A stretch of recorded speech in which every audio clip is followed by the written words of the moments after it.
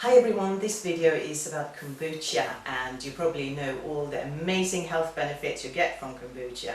It's basically you've grown your own probiotic. If there's one thing that you should really do to sort of up your health is to ferment foods, make kombucha, make kefir, stuff like that. It will really improve your health.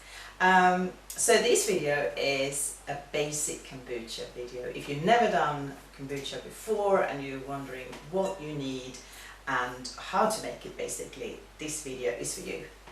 So the first thing you need is a SCOBY, the mummy culture that will make all these amazing probiotics for you.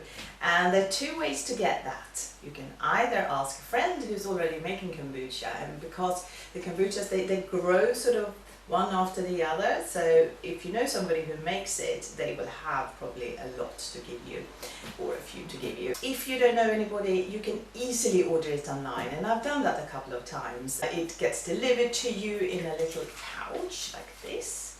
So here you got the actual SCOBY with some liquid, and this liquid is really important, you need that as well. It only costs a couple of quid, and hopefully you will only need to buy this once, because after that your SCOBYs will grow one after the other sort of underneath.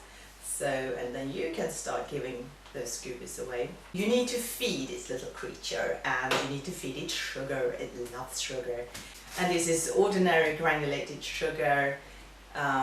You need about 90 to 100 grams if you have a medium SCOBY, and that is about half a cup of sugar if you don't have a scale. So that's about that much. And you also need ordinary tea.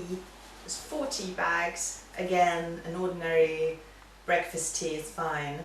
Now, organic or non-organic, it doesn't matter, but I prefer to always buy organic if I can, because in doing so we're also helping the whole planet to become less and less toxic. When I get a new SCOBY in the house, and it's the first time I do it, I also, to really make extra sure, I use a tiny bit of vinegar just to really get it going.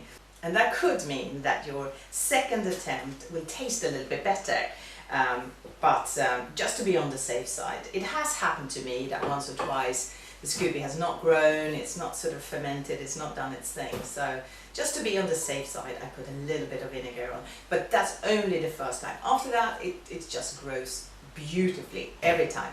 So this is what you need for your kombucha the first time around. The starter pack, which has the actual SCOBY in there, with a little bit of liquid as well for it to really get going. You need 4 tea bags. It doesn't matter what sort of tea, but I think ordinary run-of-the-mill type tea is great.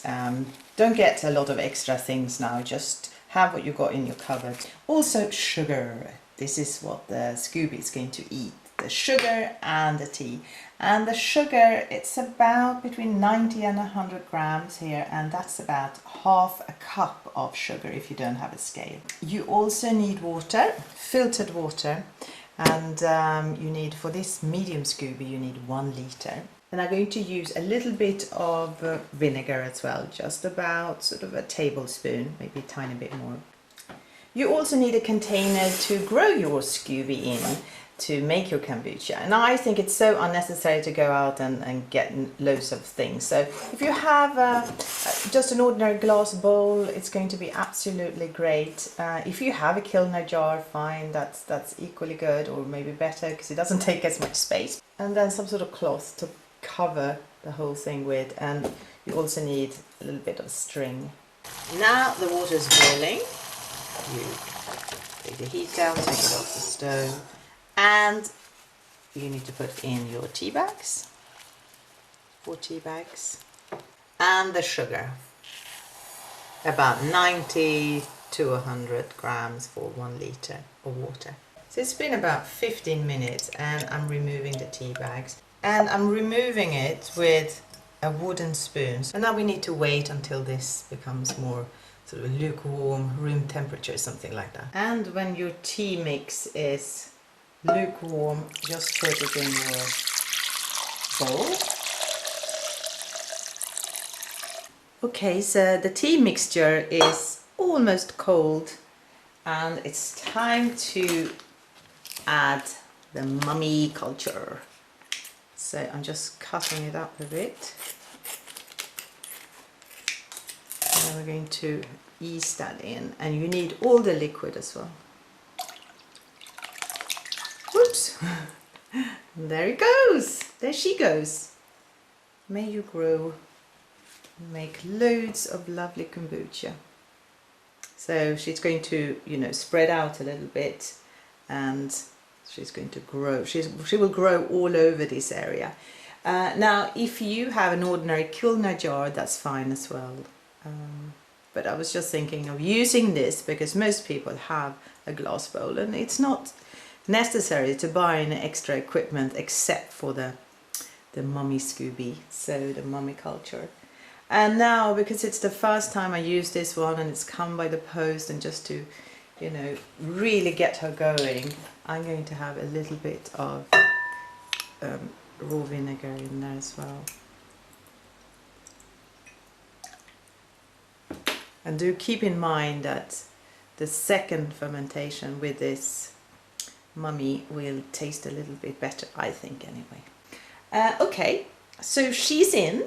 She's feeding now off that sugar and off that tea, and we need to cover her up with a piece of cloth to keep all the dust out. And I just have an ordinary kitchen towel. And then you need a piece of string, and just tie that over, make a little knot. For people who have airing cupboards, they're very lucky, and they can put that in the airing cupboard, and it's warm and lovely, and it grows quite quickly. But I don't have that, so I'm going to put it aside in a corner so it's not disturbed too much. She needs some peace and quiet. And after 5 days I will taste to see if I think it's done, and then I might wait a few days if it's not done.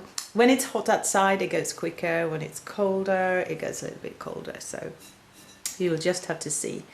I can't say exactly when it's going to be ready, so you will have to taste. And here I have a scuba that I've been using a couple of times, and here you can see there's one forming after the other, 1, 2, 3 in this one. And that's something you can then cut off and give to somebody else, or start a big production of kombucha.